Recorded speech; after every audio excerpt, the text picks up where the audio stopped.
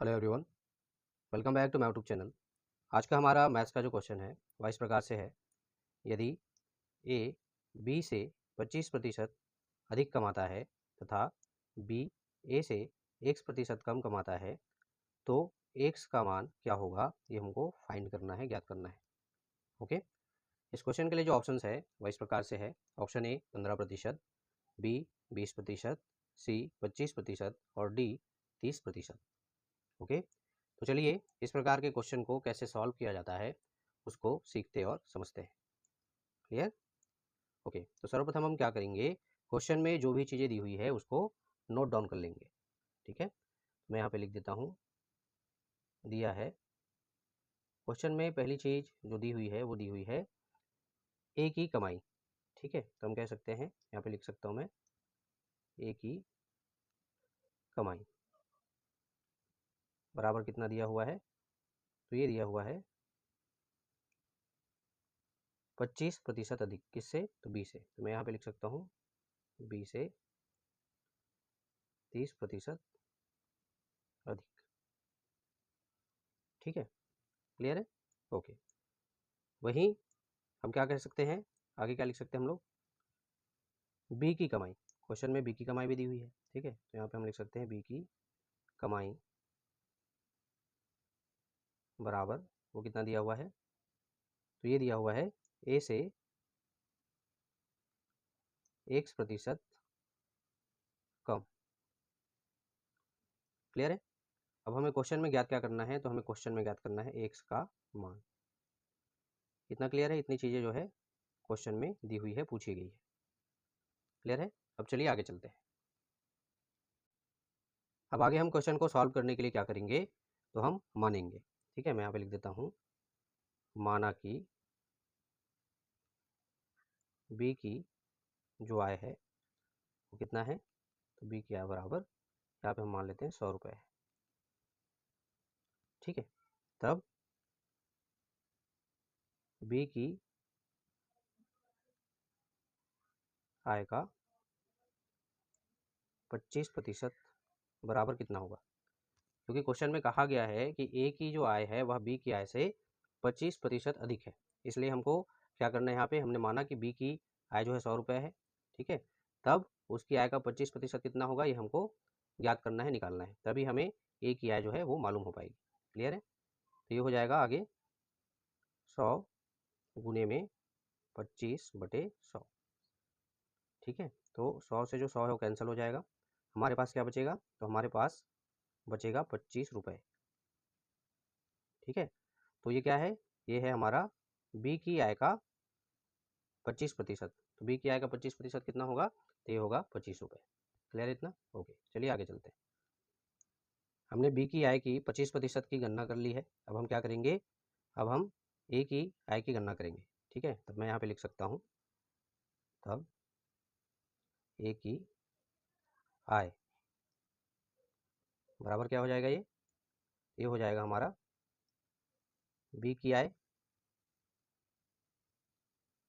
ठीक है, प्लस में बी की आय का 25% या 25%।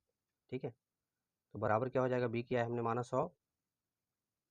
ठीक है, और बी की आय का जो 25% आया वो कितना आया, तो 25 आया। ठीक है, अब 100 प्लस 25 करेंगे तो कितना आ जाएगा, ये आ जाएगा 125 रुपीज़।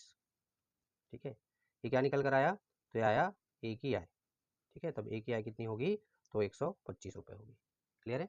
ओके, अब हमारे सामने बी की भी आय है और ए की भी आय है। ठीक है, ए की आय 125 और बी की आय बराबर कितना, तो 100 रुपीज़। क्लियर है? ओके, चलिए आगे चलते हैं। ओके, अब आगे हम क्या करेंगे, तो हम एक्स के मान की गणना करेंगे। ठीक है, तो मैं यहाँ पे लिख सकता हूँ एक्स का मान बराबर क्वेश्चन मार्क, क्योंकि हमको इसकी जो वैल्यू है वो फाइंड करनी है। ठीक है, इसलिए क्या करेंगे, हम एक सिंपल से सूत्र का प्रयोग करेंगे। सूत्र जो है वह इस प्रकार से है, मैं नीचे लिख देता हूँ सूत्र। तो एक्स का मान, ठीक है, बराबर क्या हो जाएगा, एक्स का मान बराबर में हो जाएगा ये ए की कमाई, ठीक है, माइनस में क्या हो जाएगा, बी की कमाई। ठीक है, बटे में आ जाएगा हमारा ए की कमाई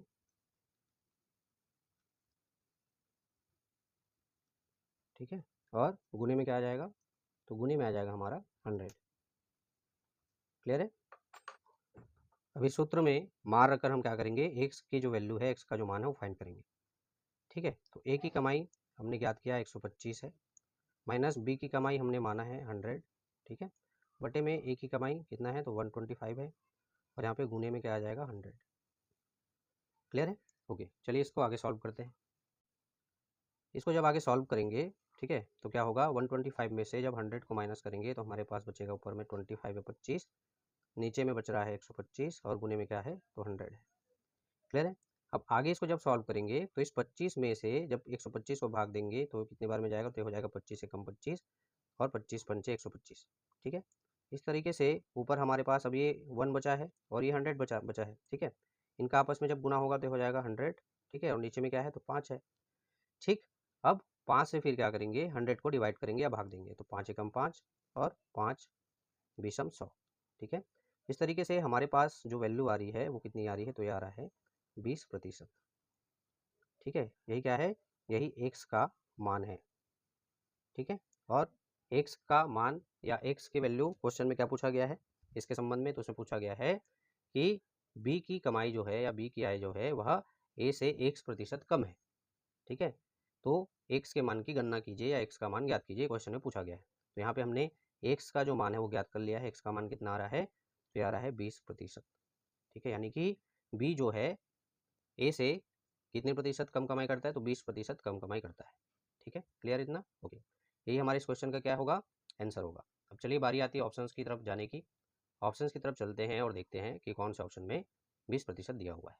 ओके ओके, जब हम ऑप्शंस की तरफ आते हैं तो हम देखते हैं कि ऑप्शन नंबर बी में 20% दिया हुआ है, यानी कि इस क्वेश्चन के लिए जो राइट आंसर होगा वो होगा ऑप्शन नंबर बी। ठीक है, बी जो है ए से कितना प्रतिशत कम कमाता है, तो यह 20% कम कमाता है। क्लियर है।